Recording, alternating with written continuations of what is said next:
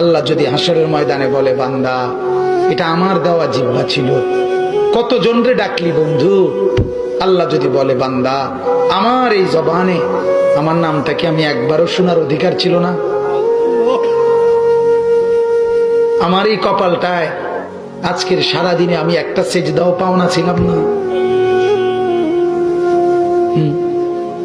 আমার এই কানটায় আমি আল্লাহকে একটা বারো আজানের আওয়াজটা শোনার হক আমি পাওনা ছিলাম না? কি বলবি যুবক? হ্যাঁ মুসলমান, কি বলবো?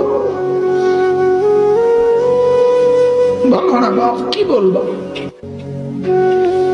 এক মা যদি বলে, মা তার পাষাণ ছেলেকেও যদি মা বলে, এরে বাপ 9টা মাস তোরে পেটে ধরছি রে বাপ, 2টা বছর তোরে বুকের দুধ খাওয়াইছি বাপ,